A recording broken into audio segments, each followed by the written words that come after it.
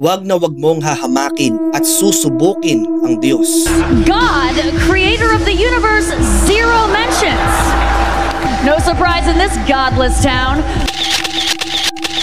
Tatandaan mo na ang Diyos ay mabuting kaibigan at kakampi, pero mahirap din siyang kalaban.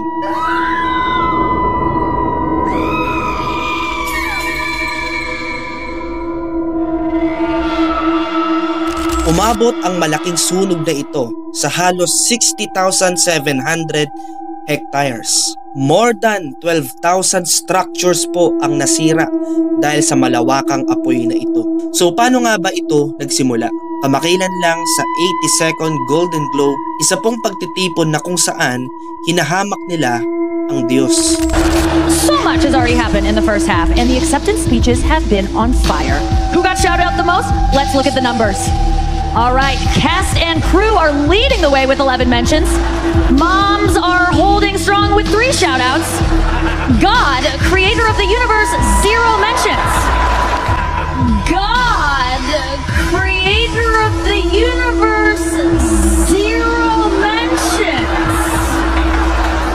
And Mario Lopez, host of Access Hollywood, 1. All right. No surprise in this godless town. No surprise in this godless town. Nagtatawanan pa sila at tila baga parang proud pa na sila yung mga taong hindi maka-Diyos. Tatandaan natin na ang Diyos ay galit sa bagay na ito. Sinabi po ng Biblia sa Exodus chapter 20 verse 7, "Huwag ninyong gagamitin ang pangalan ko sa walang kabuluhan. Ako ang Panginoon na inyong Diyos, ang magpaparusa sa sino mang gagamit ng pangalan ko sa walang kabuluhan." Sa totoo lang, nakakalungkot ang sinapit ng mga taong ito. Ngunit, hindi natin pwedeng diktahan o pangunahan ang Diyos sa kanyang mga desisyon. Kung babasahin lamang natin ang Biblia, nagbababala na po ang Panginoon sa atin na hindi po natin dapat gamitin ang kanyang pangalan sa mga bagay na walang kabuluhan. So this is a warning to everyone. Kung ikaw yung tao na tila baga pinagtatawanan mo lang ang pangalan ng Diyos, kapatid, mangilabot ka.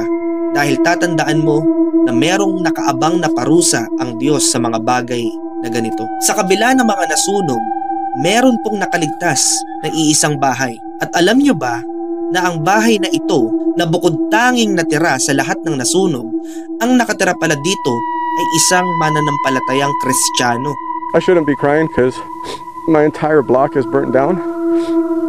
But God saved my house. Why are all of my neighbors? Why are they? And then in the middle of 2 burnt down blocks, there's one house standing, and that's mine. Tunay nga na iniingatan ng Diyos ang mga taong sumusunod sa kanyang pangalan. Sinabi po ng Biblia sa mga Gawa, chapter 16, verse 31 ay ganito, "Sumagot naman sila, sumampalataya ka sa Panginoong Hesus at maliligtas ka, ikaw at ang iyong sambahayan." Kapatid, ang Diyos ay mabuting kaibigan at kakampi.